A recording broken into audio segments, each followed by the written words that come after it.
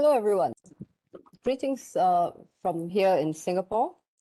And thank you for joining us today in today's session, which is the first of a three-part webinar series, Gender, Security, and Digital Space, Exploring Risks, Opportunities, and Security Implications, jointly organized by the Center of Excellence in National Security at the S. Rajaratnam School of International Studies at Nanyang Technological University, Singapore, and the High Commission of Canada in Singapore. My name is Dr. Tamara Nair, and I have the pleasure of being your moderator for this session. Today's session in particular will discuss the securing of digital space with attention to gender. So for those who assume the digital space, gender neutrality in the digital space, don't do very much for gender equality in the digital space.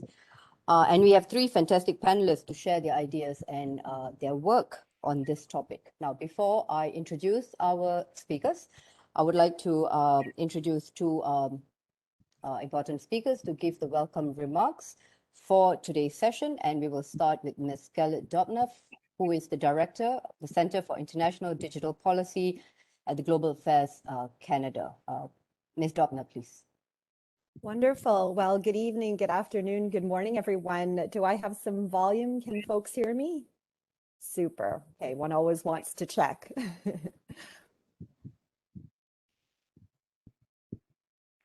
Great. Well, I think I'll start on behalf of the Government of Canada by doing a round of thank yous. That's often how we do it in Canada. So much gratitude to our co-organizers at the Center of Excellence for National Security at RSIS, and especially Dr. Gulizar Hayakapoulou, Benjamin Eng, and Yasmin Wong. It's been an absolute pleasure to work with you and with the Center on this webinar series and the edited volume that we're looking forward to next year. Also, a second special thank you to our panel of preeminent experts joining us from far and wide, including in Singapore and my own Canada. We're very fortunate to benefit from your insights, and we're certain these discussions will result in practical policy recommendations for governments like mine, as well as industry and civil society alike. And finally, a thank you to our audience for prioritizing this important discussion. The time to talk about gender in digital spaces is now, and this subject is no less relevant in Asia, the emphasis of this webinar series, than elsewhere in the world. So I think, and I probably don't need to tell this audience, that there's no doubt that digital technology and the internet have enormous potential to advance human rights, gender equality, and inclusion. But they can also breed exclusion, facilitating violence, harassment, and threats against women and girls and other groups facing gender discrimination. For example, studies in multiple countries across multiple platforms have pointed to gender disinformation as a tried and tested tactic employed by state and non-state actors, whether it's to advance geopolitical objectives, ideological, or financial interests. And coordinated and targeted campaigns leverage misogyny, patriarchy, and hate in order to silence opposition voices, eroding trust in democratic processes and undermining democratic principles. As a result, women and other groups facing gender discrimination often begin to limit their online interactions, or they disengage completely and sadly forfeit their right to freedom of expression by leaving platforms entirely. Interestingly, and perhaps others caught it, Amnesty International did a great study polling 8 countries on this very question. And they found that a third of women who experienced abuse or harassment online said they actually stopped posting content that expressed their opinion on certain issues. And a full 3/4 of women actually made some changes to the way that they use social media platforms. Of course, enter COVID-19, this pandemic has created an even more fertile ground for the spread of gender disinformation, as we see more eyes on screens than ever before, including our own, a climate of fear and uncertainty, and high stakes to control narratives around the virus. So my team at Global Affairs Canada, the Center for International Digital Policy, undertook a great deal of research on anti-Asian narratives in the COVID-19 context. And this research pointed to the weaponization of gender-based narratives, such as extremist voices leveraging gender to spread hate. What we believe we need now more than ever is really a democratic vision for the digital age. How do we continue to promote democracy, human rights, and gender equality as life increasingly shifts online? The Government of Canada's response to this is digital inclusion. And when I talk about digital inclusion, it refers to really the full and meaningful access to and use of digital technology and the internet for all. So this is not only about connectivity. It's not just about the availability of physical infrastructure, whether you can connect or not. And it's not about those intangibles around access like language or digital literacy. It's also about online spaces that are conducive to civic participation, that are free from censorship. And it's about the ability to trust that industry and governments will keep users safe from online harms like gender discrimination and violations of privacy. So we, as Canada, champion digital inclusion at home and abroad. At home, we're guided by our digital charter, and our Digital Citizen Initiative is one of our flagship programs to build public resilience to online disinformation. Globally, we've also undertaken all sorts of initiatives. Some might be familiar with the Playbook for Gender Equality in the Digital Age that we produced. It sets forth best practices to support gender equality in digital contexts. We're big supporters of the Women in Cyber Fellowship Program that supports the participation of female diplomats from the Global South in UN Cyber Open-Ended Working Group negotiations. And we're an active member of the Freedom Online Coalition and strong supporters of its joint statement on digital inclusion, which calls for efforts to address online violence and discrimination against women and girls. Looking ahead to next year, Canada will be chairing the Freedom Online Coalition with a focus on digital inclusion. And we'll also be co-championing the UN Secretary General's Roundtable on digital inclusion. So I think it's safe to say you'll be hearing a lot from Canada on digital inclusion in the coming months. And with that, perhaps I can turn the floor back over to Dr. Nair so we can dig into today's discussion. I hope everyone benefits from this evening's proceedings, and I hope you'll join us for parts 2 and 3 of the series on May 18th and 25th, respectively. So Dr. Nair, I'll turn the floor back to you. Thank you again, everyone. It's great to hear your comments, Tamara. Also great to hear your remarks, Dalit, which we agree with completely. As the head of the center, I'm not one of the main courses this evening, so I intend to get out of the way relatively quickly and to make more time and to give over more time to the speakers. And for the speakers, I can assure you, we know of you by your reputation, your publications, and your general repute. So we very much look forward to hearing you. If you allow me just 1 or 2 words, therefore. You will be familiar, I think, many of you, with the kind of work that RSIS does in this space, CENS, but there are several other centers which do good work in this field. From our perspective, which is an informed perspective, not necessarily official, but informed, gender implications are some of the most pressing issues of the day in the whole gamut of issues, and these include digital, tech, cyber, but unfortunately, particularly for Southeast Asia, the content is not substantive, or in some cases, it's absent entirely. This lack of a real gendered perspective is not just a pity, it's a gaping hole in the research, which can be ameliorated and mitigated. As you've heard, it can be filled through publications. There will be a publication related to this series of talks. It can be filled through outreach of this type. And as you may or may not know, there's going to be a series, and rightly so, on this theme. It's not just this one workshop. I would, and this is my second point out that improving gender representation in the field that we're talking about has drawn greater attention over the years. There is an increasing awareness. It's essential to factor gender into these issues. And various studies, this has been alluded to by Dalit, have shown that when it comes to cyber, hate speech, disinformation campaigns, cybersecurity issues generally, there are disproportionate impacts on groups based on gender and to some degree race as well, of course. It is not uncommon, I think you know this, to find that studies have shown that when it comes to women in the public space, in public discourse, in politics, they are often targeted with, for example, gendered abuse or gender-specific disinformation. These issues are just on the cusp of being studied properly, and I think it's right that we, with our Canadian friends, of course, take the forefront position in the study, the meaningful study of these issues. It's all the more essential that we make a start now on these issues. And I take it as I hope you agree, that this is part of that start that we are making, and indeed we are behind. Without further ado, I will hand back to Tamara or to our speakers, as the case may be. Thank you very much. Thank you so much for attending today. It's so lovely to virtually meet you all. And thank you, of course, so much to CENS and to the High Commission for the opportunity to participate in this great event. So I am going to start by talking about gendered approaches to cybersecurity. Very small topic, no problems at all. And actually talking about it in a bit more detail about how gender and gender norms shape cybersecurity activities.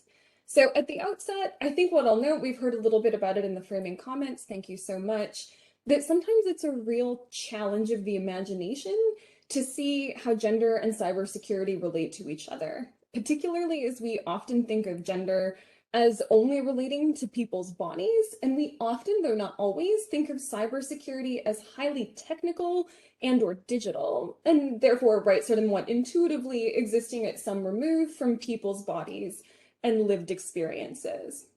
And as a result, we frequently encounter, which already been raised, but I'm going to put it out there again, the common misperception that cybersecurity, much like technology more generally, is gender neutral, right? So not aimed at men, women, or non-binary people specifically, and therefore not producing differential effects and experiences for people of different genders. But as we're going to see, and you're here, so I'm guessing you actually know this already, what we'll see is that just much of cybersecurity, if not all of it, is instead gender blind, right? Meaning that it ignores incredibly important differences in the capabilities, needs, and priorities of women, men, and non-binary people as they are affected by cybersecurity threats and failures. It also, really importantly, ignores or is unable to see the ways in which gender norms can inform our underlying assumptions and priorities within cybersecurity writ large.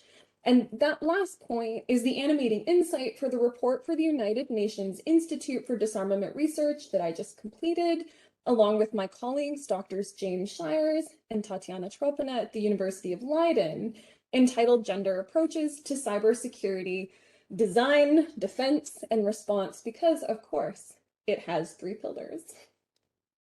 So the report, which is aimed, and I hope you will read it, which is aimed at cybersecurity practitioners in both, it's written pretty broadly, in both public and private institutions and organizations. We propose the 3-pillar framework you see here, illustrated by key case studies, to provide a first cut look, pretty top level, at how gender norms inform cybersecurity assumptions and practices. So the framework, as you can see, designed around ideas of design, defense, and response, was selected to mirror the typical terminology and workflow of cybersecurity professionals as a first step to bringing gender analysis into the more technical elements of cybersecurity, a non-exhausted list of the examples that might fall under these categories you can see here. And so I'll note before I go on to sort of the rest of the presentation that in the report, we, and I now, take a pretty narrow understanding of cybersecurity as the prevention and mitigation of malicious interference with digital devices and networks. Malicious interference, we in turn define as the illegitimate intrusion into or disruption of the functioning of digital devices and networks. So we're talking about the hacking and disruption of networks and systems rather than the broader definition of cybersecurity, which is of course also incredibly important, that sometimes goes into encompassing like all of digital technologies or cyberspace. They're like, obviously, of course, there is some overlap. And so now I'm going to briefly go through our 3 pillars to sort of illustrate our approach with a few examples. The report also contains 3 much more detailed case studies looking at international cybersecurity standards, talent and expertise, namely women, queer, and non-binary people's participation in cybersecurity careers, and state-based legal responses in significantly more detail than I am going to talk about now. So please have a look, or ask me in the Q&A, and I will do my best. Okay, so briefly, the design pillar of cybersecurity aims to build gender-responsive security into socio-technological systems. We point out that, most basically, the conception of cybersecurity employed in technological and systems design is gendered in terms of what type of actor is considered to be threatened, so the state, a network, individuals, and also by whom. Broadly, and as in a theme we'll sort of see throughout my talk, straight men are often implicitly imagined as the users and/or clients of cybersecurity, right? So implicitly, this is sort of the typical actor. And this means that masculine gender norms about resource priorities and sort of good or expected security behavior and what constitutes a bad threat that we should be concerned about characterize design. And research shows, detailed in the report, that threat models, reporting, user control procedures, and interestingly, the advertising of cybersecurity technologies mean that women and non-binary people are more likely to have cybersecurity threats to them downplayed or omitted, more likely to, as a result, take on additional security burdens, and more likely to be affected by disingenuous cyber marketing. So, for instance, contemporary cybersecurity measures aimed at protecting individuals from identity theft often rely on the use of personal information as the backup for passwords. We all probably don't love this, but we definitely all know about it, right? And the questions that you get asked to verify your identity tend to assume that the bad actor is a stranger without another way of knowing the name of a first pet, a first roommate, what have you. And that's an assumption that is not met in instances of intimate partner and family violence. The threat modeling process employed there fails to account for gendered and other intersectional risks to individuals. As a result of that, we see that the burden of cybersecurity labor is also gendered, as individual users are often expected by network and interface designs to exercise near perfect control over their own digital footprint. Labor is offloaded to them. And as a consequence, women and non-binary people are often expending more time and effort to secure themselves and their privacy online, if not leaving platforms entirely, as we have already heard. In our second pillar, defense, we look at the ways in which strategies to reduce risk, identify vulnerabilities, and ameliorate potential harms to systems are premised upon gendered assumptions. Defensive threat simulations and characterizations, for instance, often involve gender stereotyping. At a deep level, how we think about defense, so that is what it means to defend, our common sense actions we take to defend, again reflect a series of norms typically associated with masculinity, such as protection, autonomy, technical competence, and so forth. This means that gendered norms around vulnerability can make admitting error, seeking help, or working cooperatively more difficult, right? Generating a reluctance to actively pursue cybersecurity defense, right? As we know, defense in cybersecurity is typically a strategy that is preferable to offense, but it's not the way cybersecurity policy is always framed or conducted. This also leads to a reluctance to engage in transparency, again, with potentially negative security consequences. One way of thinking about this is that at a broad level, cybersecurity, often, not always, of course, imports strategic concepts associated with military security into cyber or infosec. This also, and with it, when we bring in these norms, we also bring in masculine norms about prioritizing threats, usually to the state, military, or critical infrastructure, sometimes corporations, over civil society organizations and individuals. And we also bring in a hierarchy about what counts as an important harm, which is usually physical or violent harms over non-physical harms, such as the harassment of women and queer people online. This then in turn has really important consequences for how cybersecurity resources are allocated, not often, unfortunately, to individuals, as well as to non-governmental organizations associated with human rights protections and social justice. Similarly, we take that down one more level. A gendered understanding of cybersecurity threat also recognizes that even what we might recognize as a more conventional or traditional cyber threat to things like, again, critical infrastructure, such as denial of service attacks, have gendered outcomes, right? And here we could think about things such as women and non-binary people's disproportionate vulnerability to personal insecurity as a result of power outages and or women's exposure to economic risk and financial precarity as a consequence of banking shutdowns. Okay. Finally, and I recognize I'm going through kind of a lot quite fast, so of course, ask me questions later. The response pillar relates to how states and some private sector organizations, but like mostly states, respond to cybersecurity attacks, including post-incident investigation and recovery, as well as legal measures to punish and deter perpetrators.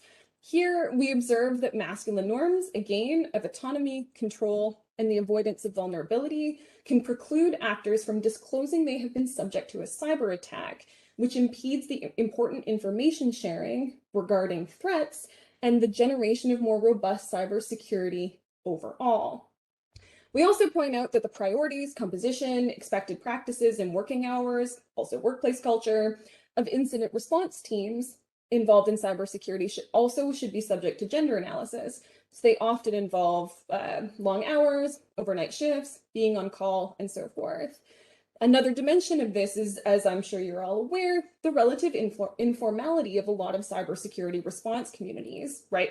Often composed of close trust networks formed through years of interaction, which means that they typically have lower participation from women and members of minoritized groups, even when adjusted for overall proportions in the industry, which is a problem of equity for women and people from minoritized backgrounds, but it's also a problem for, again, the robustness and completeness of cybersecurity overall.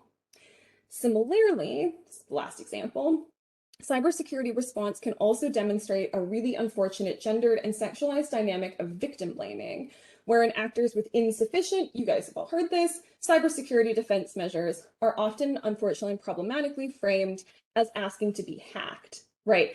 In a sort of commonsensical and common manner of response that shifts responsibility for cybersecurity failures onto the party that has been harmed, rather than the party that has committed the harm or the institution, organization, or network that has facilitated it. We also examine the ways in which cybercrime legislation can contribute to these dynamics, again, through either or both a lack of resources or prioritizations of cybersecurity threats and harms, and or a perpetuation of harmful stereotypes about who is a victim, what a good victim does, and similarly, who is expected to be a perpetrator, with important implications, again, for equality and equity. And so, starting to wrap up, overall, in the report, we make the case that a gender perspective is a crucial component to the efficacy of any cybersecurity practice, technology, or mode of governance, to the extent that gender blindness is itself a cybersecurity threat. It leaves many peoples and organizations vulnerable to cyber-facilitated harms, but also blinds us to the ways in which gendered assumptions and logics create vulnerabilities and blind spots within so-called conventional cybersecurity systems and practices as well. And so our bottom line is that absent a gender perspective, cybersecurity will not and cannot work. On that basis, we come up with, actually in the report, we come up with a whole bunch of recommendations. I am going to do sort of our 3.5 top line recommendations first. Please see the report or ask me for more specific recommendations. The first, and we think most important, is perhaps unsurprisingly gender training in 3 dimensions. We recommend that public and private sector organizations, A, conduct training on gender equality, diversity, and anti-harassment and discrimination in the workplace, very basic, but also B, establish and promote the type of gender analysis I was just discussing in cybersecurity as a distinct, valued, and required professional skill, right? Not a nice to have, a must have, and a valued to have. And we suggest that professional organizations, accreditation bodies, and educational institutions can support this by incorporating ideas around gender equality and intersectional equity into their mandatory accreditation processes, as well as existing courses into professional ethics. We also, of course, and I bet we're going to hear about this some more, recommend gender mainstreaming, right? So assessing future cybersecurity policy for gendered impacts and differential outcomes, paired importantly with a gender audit of existing or legacy cybersecurity policies, supported, incredibly importantly, by gender disaggregated data collection, which is one of the major hurdles to building really contextually specific, fine-grained, and effective gender and cyber policy at this time. And then finally, we also really encourage that gender equality in cyber be built into all the typical mechanisms that we're all familiar with in terms of public sector oversight of the private sphere. So legislation, procurement contracts, private sector regulation, standard setting, pulling all the levers of government, ensuring equity and equality in oversight. I think I will end it there. Thank you so much for your time and attention. Today, I will speak on the ASEAN gender disparities. It's raining cats and dogs here. Hopefully you can hear my voice clearly. I will start to talk about how COVID has enforced a new way of life, which depend on the internet and brings rapid digitalization. Raise the attention to cyberspace and the safety of it. And we all know that in cyberspace, gender divide exists and it continues to harm minorities and women. And there's an urgency to discuss this issue because if digital gender gap is not addressed, the increase of the use of digital technology may exacerbate gender inequalities further, and it will impact not only the loss of income, but also education, career opportunities, and in the long run, security and well-being of women and other marginalized groups. Speaking on gender gap, there are three components of what makes it a gap. One is the access of and the use of digital technologies of the internet. And we know that data has shown women are 14% less to own a mobile phone than men. And it though only might be seen as a gadget, phone itself serves as an important tool to enhance access to information, especially in a middle income and growing region. It saves time and money and access to life enhancing services, and currently in the COVID time, access to health and help.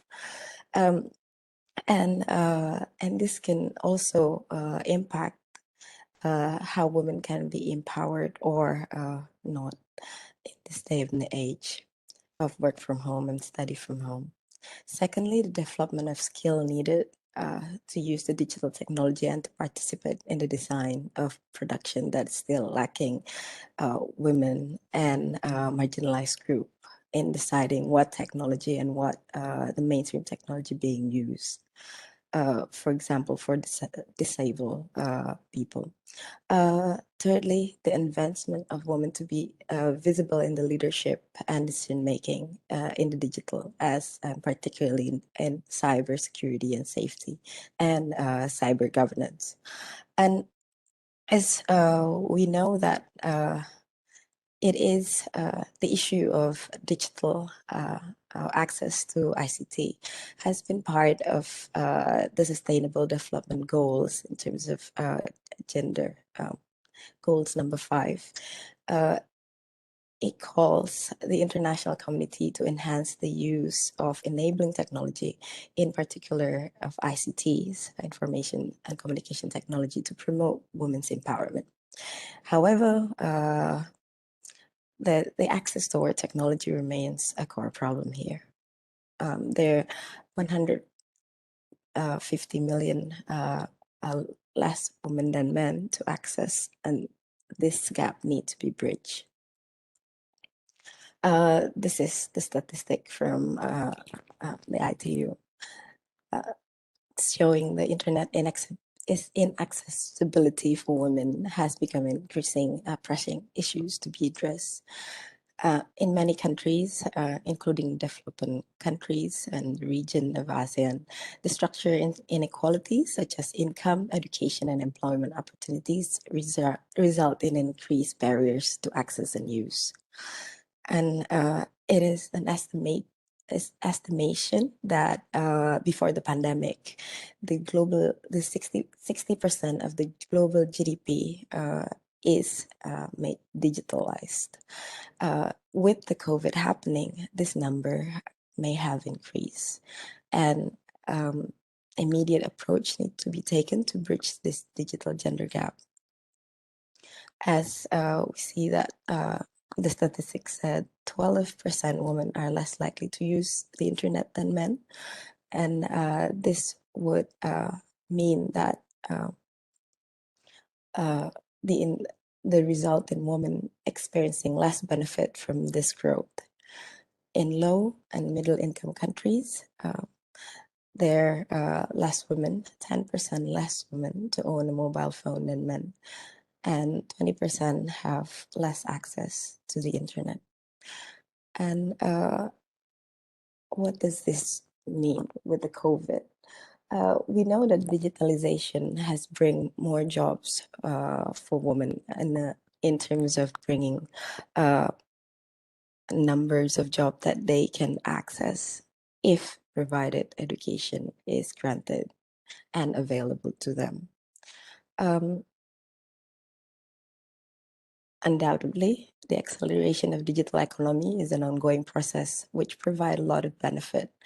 But whether this affect women differently than men,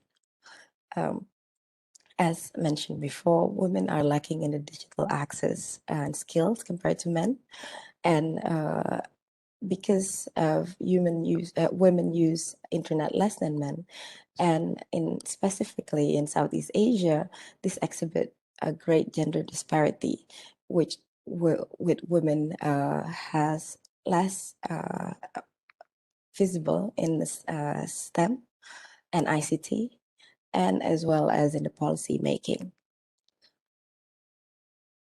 And study found that the access to ICT is the key of the fourth industrial revolution. And in Southeast Asia, women primarily manage micro, small, and medium enterprises.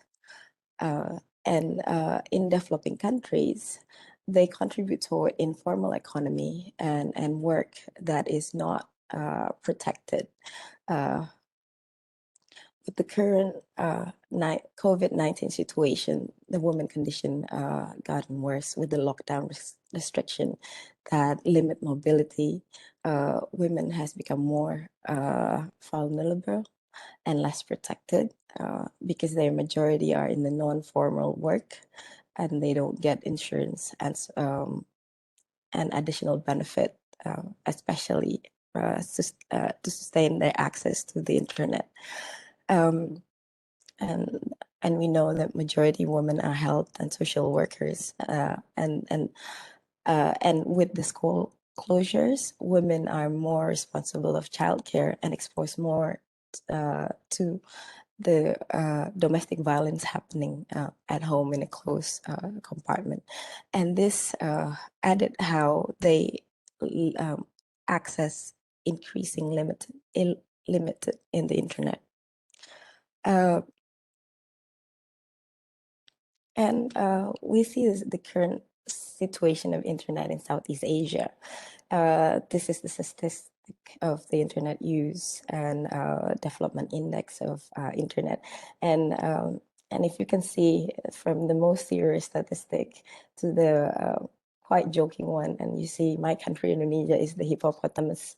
It's quite slow, but this statistic is quite old now, and hopefully, and currently it has been improved. Indonesia is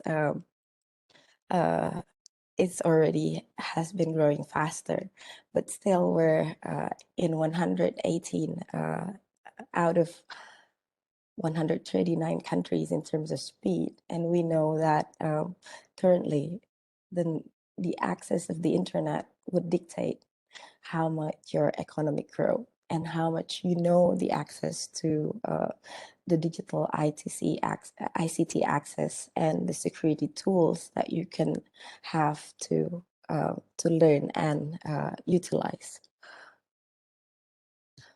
Now, I would like to discuss the global concern to see about the growing region of ASEAN. There are two perspectives when it comes to seeing Southeast Asia. One is the global view or concern seeing Southeast Asia, how it can tackle the COVID pandemic, whether the government has the capacity to handle it, whether the government system can secure the critical infrastructure in the cyberspace in delivering health supports and vaccines. The second is the geopolitical rivalries, the rise of China, and whether with the vaccine diplomacy, the countries in the region would be more inclined to the China way of data security and how it meant to the handling the internet governance in the region. The third is the issue how the global world see Southeast Asia economic development with the growing gig of economy and investor investing in Southeast Asia, increasingly connected world. It may empower women more access to the economy and the cyberspace through the access selling home cooking and food delivery. But still, this would create on the level of surface how much of this growing economic development be accessed by women and whether women are actually able to become a decision maker. And the fourth global concern on the region is the democratic backsliding, as we heard in the opening remarks. As case in point, we have Myanmar and other countries dealing with how government in the region handling the COVID pandemic and infodemics, and whether they deal with it with open debate in the internet, or shutting down or limiting the internet altogether. But that's the global concern to the region. ASEAN, the regional organization, has its own way of seeing in a way that how the ASEAN see the woman access to skill in the region in terms of cyber security and how they get access mostly to gain the economic benefit of the more connected world. The second is the entrepreneurship opportunities. Prior to COVID, ASEAN women, ASEAN female entrepreneur are reaching around 60 million. This opened up the hope for increasing the number in the age of digital economy. The third is in related to that is the digital security concern. In the more economic sense, as mentioned in the previous Dr. Miller presentation, like all this ICT is perhaps considered foreign to women. And then there increasingly financial scam, email, digital phishing and messaging, as well as other cybercrime that put women in vulnerable position to their limited exposure and education. And the fourth is the online gender-based violence, as reported regionally and then collated by the United Nations SCAP. The offline domestic violence increases to 0.5%, but the number of the online gender-based violence has increased, for example, in Asia, up to 300%. And this is in the form of a sensitive data leak, stolen of account, and so on, especially for women working in publicly facing areas such as journalists and human rights defenders that provide and publish information and how government handling the pandemic. The threat has been increased from threats of physical violence online, of course, sexual violence, and then threats to violence against the family that they care, including children and parents. And this could be exacerbated because the country in ASEAN, the Southeast Asian country, has not taken seriously in regards of data protection of its citizen, because of they trying to use the open system to gain data and connectivity. And the policy always comes slower than the way of securing that use of technology. So I focus on the highlight of two issues in Southeast Asia that I want to pinpoint. The two is the rise of cyber law in Southeast Asia in a way that countries in Southeast Asia is trying to formulate cybersecurity law. As a region with abundant internet users, it gives the urgency for the region to develop law and regulation to ensure the use of cyberspace. Vietnam has its cybersecurity law that allows government to censor social media posts and acquire private information from tech companies. Cambodia's telecommunication law allows the government to monitor private conversation, while Myanmar allows providers to monitor communication services. And now, of course, there's a limitation of the access to the internet because of the recent political turmoil. Indonesia, my country, and Malaysia law of economic information, along with the Communication and Multimedia Act, are not openly restrictive as the other countries, but because the language is so vague, it can create inconsistent and therefore problematic judicial rulings. That, for example, there's women are actually being sued for defamation while she is reporting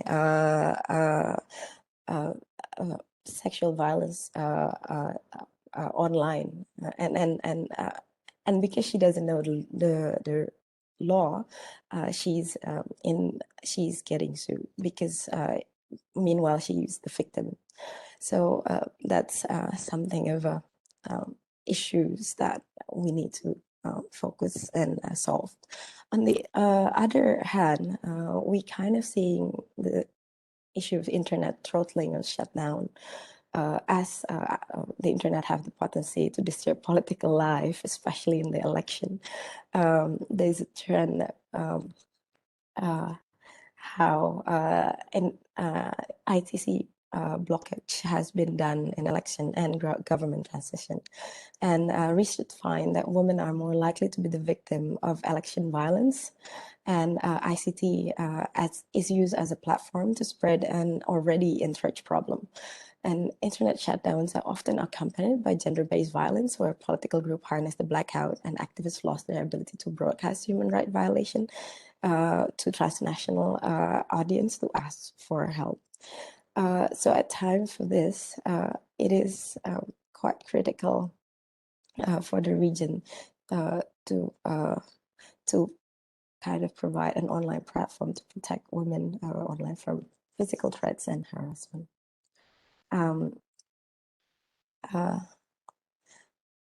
ASEAN itself has already policy. It, as an organization known as fond of having meetings and talks.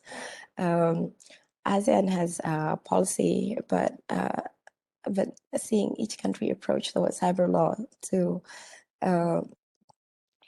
the region has yet have a policy development to address digital gender divide and concern that I mentioned before. As it for now, there's not enough initiatives to support women economic empowerment and access to ICT, as well as has not addressed or slowly addressing the challenge of security when women is trying to access this technological platform. Yes, there are ASEAN instrument that I mentioned there from the ASEAN Commission on Promotion and Protection Rights of Women and Children that currently has planned to have the Women, Peace and Security drafting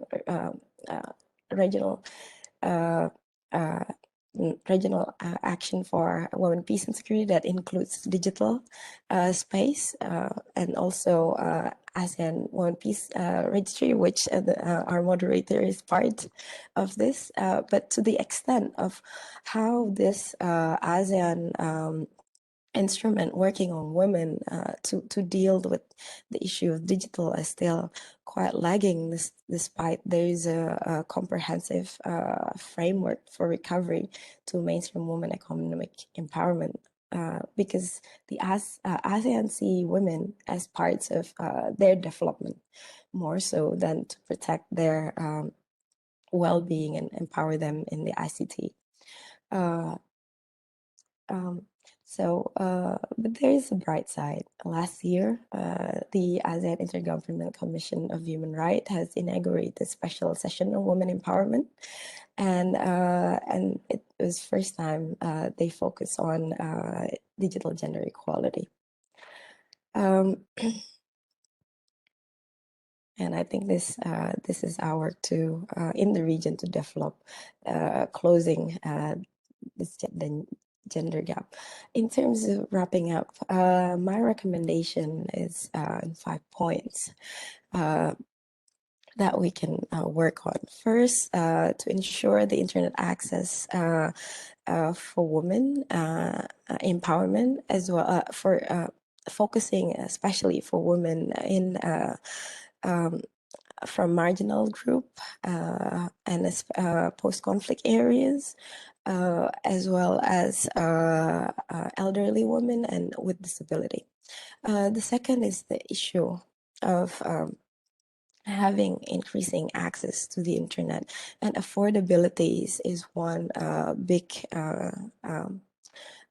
challenge that the region has been seeing because of the lack of player that we currently have, or if there are several players in the country with the provider of technology, they're probably not many and all by the holding that really can control the pricing. The third is to increase the digital skills in education, as well as to give information on how women can protect themselves while they're accessing this ICT platform. And the fourth is giving relevant content services for women and to increase awareness of their rights and opportunities. And fifth, providing online safely through formulation of comprehensive and relevant cybersecurity laws that sensitive to how different gender roles and dynamics are playing in the region. And that's all for me. Thank you very much. And thank you so much to my co-panelists and for their valuable insights. So part of the goal with my work is to highlight how using gender as an analytical framework might better help us to develop cybersecurity policy and how we might better respond to instances of international insecurity. I use mixed methods in my work. So in this presentation, I'm going to be highlighting a few quotations from interviews I've conducted with women who have experienced internet shutdowns in their countries. I'm also working with a co-author to determine whether it's possible to use social media data from Twitter to predict internet shutdowns. And we're looking at case studies in Myanmar and Belarus for that. So I'm going to be speaking about those countries towards the end of the presentation.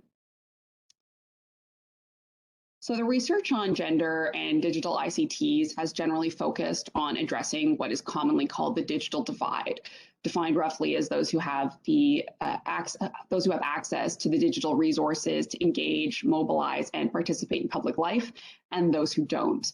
In comparison to men, women are more likely to be primary caregivers responsible for energy delivery to the household, less mobile, and more prone to social isolation. So digital ICTs come with a list of promises designed to mitigate these challenges.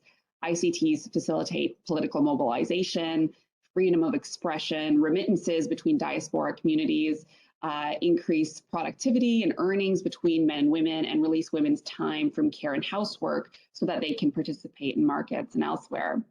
For these reasons, ICT infrastructure development has been central to the women's equality agenda, even as governments try to reconcile the tension between ICTs as tools that both enable political expression and perpetuate gender harassment and violence. And at this point, and I think Catherine already did touch on this, but I do want to quickly say that the word gender is not synonymous with women. We all live our lives in gendered ways, and certainly there is a vibrant field of work that looks at men, masculinity, and international security.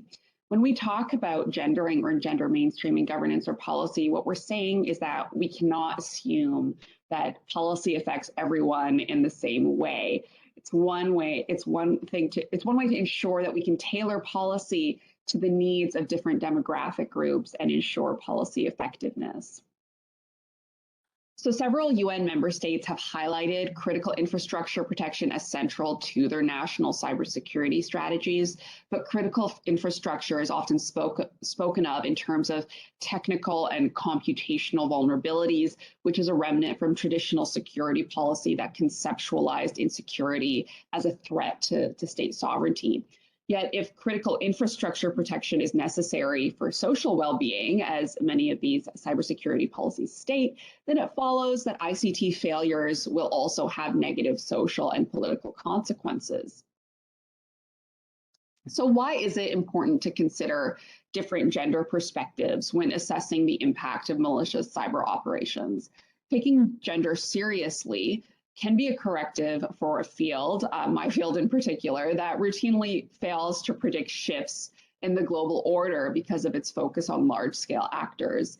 In general, gender approaches to analyzing security are dedicated to making women empirically visible in a field that has historically ignored their role in shaping international affairs.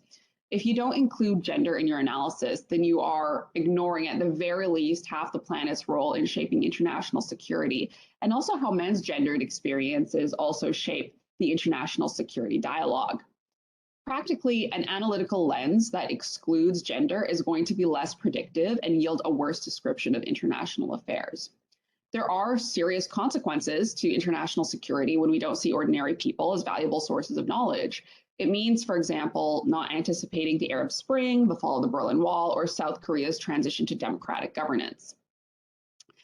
There's also research in the field of international relations that indicates that a country's commitment to gender equality is an excellent predictor of state aggression on the international stage. And some authors argue that gender equality within a state's borders is a better predictor of international aggression than even democracy and levels of wealth. So recently, the field of international security has been advancing what we might call a national interest argument in regards to taking gender seriously. If you can incentivize a commitment to women's equality, the argument goes, then there are positive externalities that the international community can anticipate, such as increased international peacefulness and stability. And in the case of internet shutdowns, my research indicates that these issues do have gendered consequences and that they can undermine a commitment to eradicating gender inequality, broadly speaking. So we know that internet shutdowns are increasing worldwide, from 106 in 2017 to 213 in 2019. And prior to 2008, I think there were 2 countries that had used internet shutdowns or wholesale internet blackouts. So this is in contrast to 10 years ago when internet shutdowns were infrequent. Internet shutdowns are politically orchestrated critical infrastructure failures that come with a long list of negative effects on local communities. So in less than 10 years, we've normalized internet shutdowns as a security response to both peaceful political mobilization and violent political protest. Most governments who conduct internet shutdowns can be classified broadly as low and middle income countries. Some scholars have conceptualized internet shutdowns as one tactic in an arsenal of tools that range from content filtering to coordinated misinformation to arresting individuals for online political expression. Several NGOs, however, have opted to mark internet shutdowns, including partial shutdowns that impact social media platforms, as a distinctive phenomenon. While content filtering has proliferated since September 11th, 2001 amongst all regime types for reasons I think that I don't have to explain, internet shutdowns are perceived to be a newer form of information control, with one organization reporting that internet shutdowns cost the world $8 billion in 2019. NGOs have noted that communication blockades are particularly problematic when trying to work with vulnerable populations. Communication lines are blocked, and NGOs can no longer provide their standard services to population groups that now face the double burden of domestic and sometimes government-led violence, depending on where the internet shutdown is taking place. And these personal reports largely replicate the larger findings from research on gendered violence during national emergencies and during financial crises, a time when women in heterosexual relationships experience higher rates of sexual assault and intimate partner violence. When I asked my interview participants how NGOs continue to serve their constituencies during internet shutdowns, they basically told me, and I'm quoting here, "We basically don't. We lack social services even without internet shutdowns, so imagine what happens during internet shutdowns. When women need access to social services, then they're going to access programs using traditional mouth-to-mouth methods." One interviewee that I interviewed and who participated in the 2019 Sudanese sit-in after the results of that particular election said that the internet shutdown impacted girls and women more than their male counterparts. So the June 3rd sit-in was disrupted by the Transitional Military Council and was later dubbed the Khartoum massacre after more than 100 people were killed, just in case if you're not familiar with that particular case. Women and girls are, and again I'm quoting, are less likely to be allowed by their parents, guardians, or even husbands to leave the house. So we depend more on the internet to connect us to the news and to mobilize, end quote.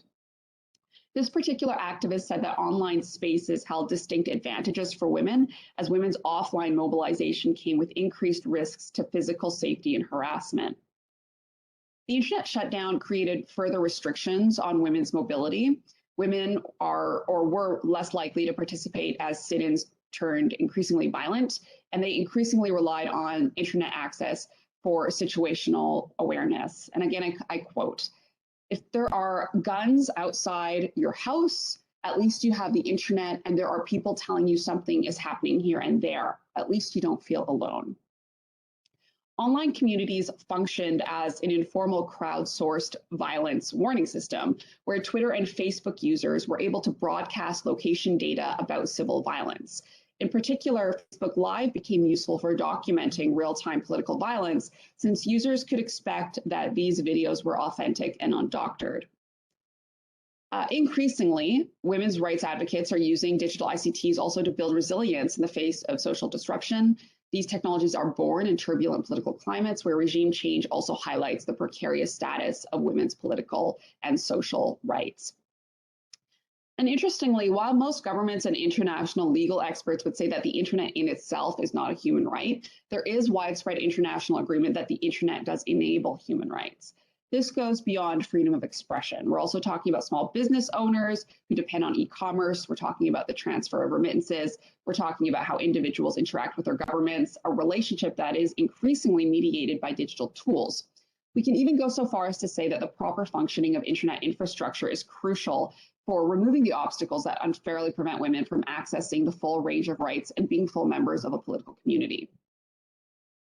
So I think I'll end this presentation and spend the last few minutes by touching on why internet shutdowns are becoming a viable policy response. I want to draw our attention to Belarus and Myanmar, two countries that I'm currently examining. Myanmar and Belarus, despite being on different continents, share a few similarities, namely relative recent experiences with market liberalization, small forays into democratization, elections that triggered immediate democratic backsliding, and the seizing of telecommunications infrastructure to crush democratic opposition. Some scholars suggest that internet use in low-performing democracies can negatively affect democratic values and impede democratization, and this is especially the case in Myanmar. The case selection of Belarus and Myanmar can reveal similarities between new democracies that use internet shutdowns to facilitate democratic backsliding. In Myanmar, which is currently experiencing internet shutdowns, the government has been conducting internet blackouts in Rakhine province since 2019. The recent internet shutdowns, which began shortly after the parliamentary elections on February 6th, Therefore, they are not new. Rakhine region is, of course, home to the Rohingya minority. Over 1 million Rohingya have fled to Bangladesh. Over 800,000 live in the most congested refugee camp in the world. The government has conducted what the Canadian government calls clearing operations, where Rohingya villages are bulldozed or destroyed, and Rohingya are arbitrarily detained in detention camps. And there has, of course, been sadly widespread sexual assault. In respect to internet shutdowns, what's interesting to note here is that in 2014, Myanmar opened its borders to foreign competition, and 2 telecom companies, one located in Norway and the other from Qatar, were allowed entry into the market. And at that point, you see precipitous drop in prices in SIM cards during this period from $1,500 US dollars to less than $1.50 US today. And internet access exploded as a result. In 2010, 1% of people located in Myanmar had a SIM card or access to internet. And today it's almost full penetration thanks to mobile usage. So this, in combination with the introduction of parliamentary elections in 2011, signaled a step towards democratization to the international community. And some preliminary research finds that media liberalization is, however, some preliminary research finds that media liberalization is connected to increased violence against Rohingya. And it's often quite difficult to think of Myanmar and internet access without thinking about Facebook and misinformation. Facebook is used extensively by the armed forces in Myanmar to intentionally spread misinformation and foment often violent opposition against the Rohingya minority, though, of course, Facebook is now trying to crack down and ban accounts associated with the Myanmar armed forces.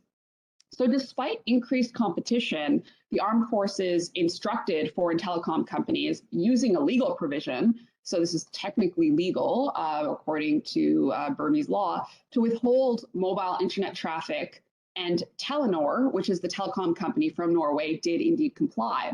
So the disruption of internet access and democratic backsliding is still enabled by a transnational supply chain that can have its roots in liberal democratic countries. Unlike Myanmar, Belarus did not have a history of internet shutdowns. The shutdown in 2020 was the first time in the nation's history that the government decided to suspend internet services. Like Myanmar, though, the telecom environment is also home to low competition, which can enable easier forms of information control. Internet shutdowns and information censorship are growing problems among middle-income countries. The conventional wisdom is that state censorship and information communication technology filtering is negatively correlated with ICT infrastructure expansion, meaning that states who restrict access to digital platforms are also the same states who are vulnerable to cybersecurity attacks on their critical infrastructure. Belarus, however, was beginning to establish itself as an Eastern European hub for information technology. With reason, journalists were claiming that Belarus was the Silicon Valley of Eastern Europe. Approximately 5% of Belarusian GDP is derived from the IT sector, and 90% of its IT products are exported, mostly to consumers in the US and to the European Union.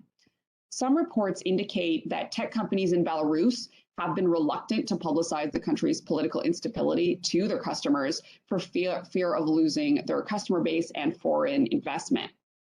The Belarus case illustrates that, at the very least, countries that pursue assertive modernization of their IT sector and do not have a history of internet blackouts can still respond to political instability by resorting to physical violence and censorship, even if the latter threatens the country's economic strength and growing international status. Though I would argue that, of course, ICT infrastructure expansion is what we should be aiming towards, it does not necessarily guarantee increased democratization, and in some instances can facilitate democratic backsliding.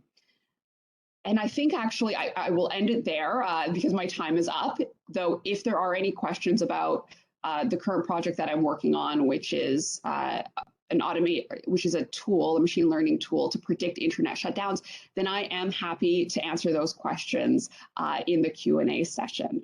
But I am cognizant of the time, so I will end it there, even if a little abruptly. Thank you so much, and I look forward to the questions.